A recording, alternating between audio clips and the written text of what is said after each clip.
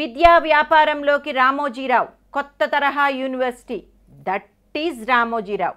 వయసు ఎంత అనేది ముఖ్యం కాదు, బుర్ర రోజు రోజుకు కొత్త కొత్త సంపాదనా మార్గాల్ని చురుకుగా అన్వేషిస్తున్నదా లేదా అనేదే లెక్క. అవును, కేసీఆర్ అత్యంత ఔదార్యంతో 100 ఎకరాలు ధారపోస్తుంటే దాన్ని సద్వినియోగం చేసుకోవాలి కదా.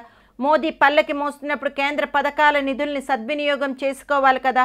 ముక్కు మొహం తెలియని వాళ్ళు విద్యా వ్యాపారంలో కోట్లు సొమ్ము చేసుకుంటుంటే తాను వెనకబడాలా?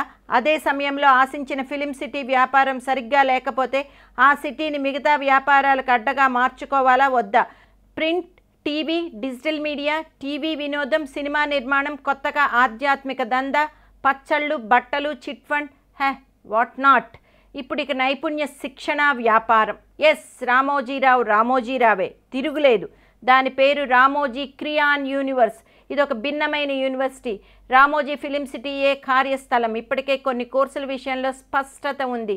గ్రాడ్యుయేషన్, పీజీ సర్టిఫికేట్ కోర్సులు, స్కిల్ ట్రైనింగ్, ఇలా ఇంకా ఏ కోర్సులు ఉండాలో మదిస్తున్నారు. అంతా బాగానే ఉంది. అంతా అల్లాటప్పాగా ఇతర యూనివర్సిటీలాగా BTech, BEd, MBA, BA, MA వంటి సాంప్రదాయ కోర్సులతో కొత్త కథ నడిపించే యూనివర్సిటీ కాదు.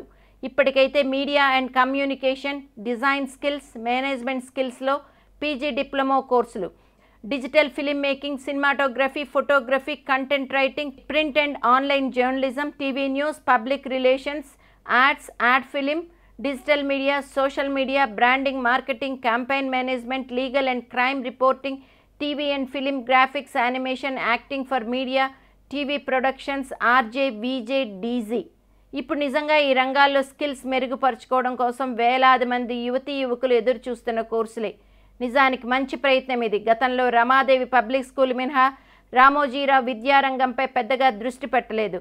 ఈ యూనివర్సిటీ సాంప్రదాయ యూనివర్సిటీ కాదు కాబట్టి యూనివర్స్ అని పేరు పెట్టారా, లేక దానికి ఏమైనా తాత్వికత ఉందా అని ఇండస్ట్రీ వర్గం వాళ్ళు అడుగుతున్నారు.